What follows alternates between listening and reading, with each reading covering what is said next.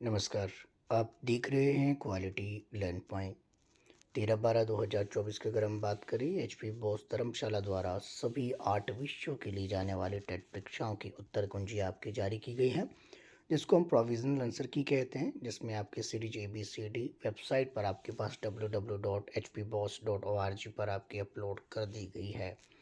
इसमें समस्या ये आ रही है कि उत्तर कुंजी में सभी में, चाहे टीजीटी आर्ट्स के कुछ आपके क्वेश्चन हो, चाहे आपके पास जीबीटी के हो, नॉन मेडिकल के और मेडिकल के, जहाँ तक मुझे पता है इवन एलटी के भी आपके पास कुछ प्रश्न आपके ऐसे हैं जो कि गलत आपके बताए गए हैं। इसको आप सीधे चैलेंज कर सकते हैं, अपनी आपत्ति आप दर्ज कर सकते हैं। आपत्तियां आपको अपने प्रमाणित तथ्यों के आधार पर आपको 19/12/2024 तक अनुभाग अधिकारी के पास आपको भेजनी होगी, जिसमें आपके पास आपको ईमेल आईडी दिया गया है एच पी बॉस, यहाँ पर देख सकते हैं papersetting.43@gmail.com पर आपको मेल कर सकते हैं। इसमें आपको अगर बात की जाए, किसी भी तरह का आपका शुल्क यहाँ पर नहीं लगेगा। आपको सिर्फ अपनी आपत्ति भेजनी है। मौखिक रूप से आपकी आपत्ति स्वीकार नहीं की जाएगी। कहीं आप कॉल करके कहे कि आपका जो सीरीज ए है उसमें क्वेश्चन नंबर ये गलत है, इस जो है स्ट्रीम का, ऐसे आपके नहीं होगा। आपको क्या करना पड़ेगा, आपत्तियों को आपके पास या तो ईमेल के माध्यम से या फिर डाक के माध्यम से आपत्तियां दर्ज करवानी होगी। तो जाहिर सी बात है, डाक तो आप नहीं जाओगे, अब आज के ज़माने में डिजिटल आपके पास है, तो ईमेल आप सभी कर सकते हैं। ईमेल आपके पास 19/12/2024 तक आपको कर देनी है। 5 बजे से पहले जितनी भी आपत्ति है उस पर विचार किया जाएगा।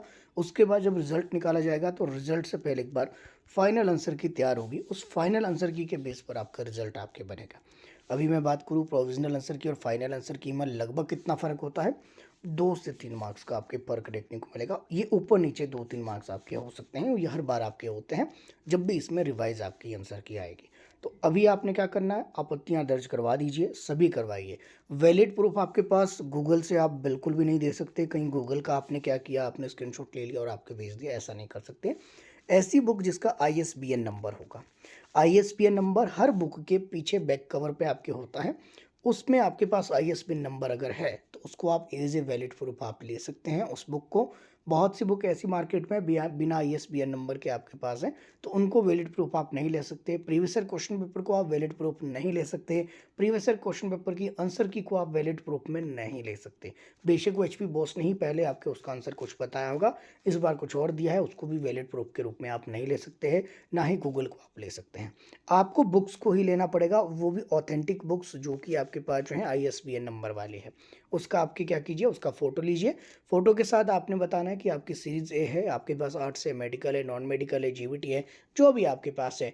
उस बुक को आपके पास आपने क्या करना है, उसका नाम मेंशन करना है, उसका ISBN नंबर मेंशन करना है एज ए वैलिड प्रूफ के रूप में। आपको वैलिड सोर्स जो आपके पास है वो किस बुक से लिया गया है वो आपको बताना पड़ेगा। उसकी फ़ोटो आपको लेनी पड़ेगी और उसके बाद आपको मेल करना पड़ेगा।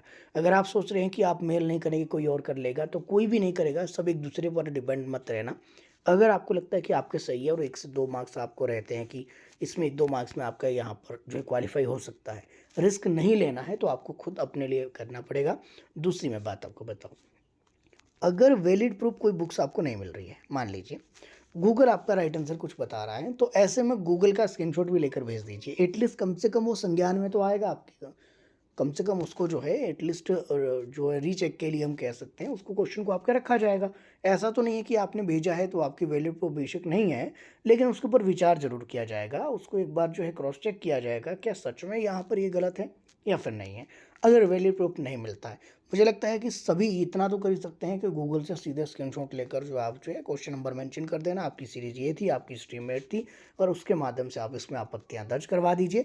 जैसी आपत्तियां दर्ज होगी तो जाहिर सी बात है उसके ऊपर चर्चा भी होगी, और जब चर्चा होगी तो अगर वो सच में गलत होगा तो उसकी करेक्शन की जाएगी, और निस्संदेह आपका जो फाइनल रिजल्ट आएगा उसमें उन त्रुटियों को दूर किया जाएगा। रिजल्ट आने की संभावना लगभग आप 10 जनवरी तक मानकर चल सकते हैं। 10 जनवरी के आसपास आपके रिजल्ट आ जाना चाहिए। कि 10 जनवरी से 1 वीक आगे भी जा सकता है, 1 वीक पीछे भी जा सकता है। तो यानी कि आपके पास 5 जनवरी से लेकर 15 जनवरी के बीच में आपके पास टाइम है ये सबसे बेस्ट टाइम है आपके रिज़ल्ट आने का, जहाँ तक मुझे लगता है। बाकी जो है त्रुटियाँ आपने कैसे जमा करवानी है वो मैंने आपको बता दिया। ईमेल पर आपने जो मेल कर देना है, ऐसा कुछ नहीं है कि कार्य दिवस ही आपके होना चाहिए जैसे कि यहाँ पे लिखा गया है, ऐसा आपके नहीं है। यहाँ पर अगर आपके कोई व्यक्ति धर्मशाला से है, कोई धर्मशाला में स्टडी कर रहा है जो आपके पास एचपी बॉस के ऑफिस के आसपास है, वो सीधे आपके पास हैंड रिटन फॉर्म में भी आपके उसके जो प्रिंट आउट लेकर जमा वहाँ पे वो आपत्तियाँ करवा सकता है।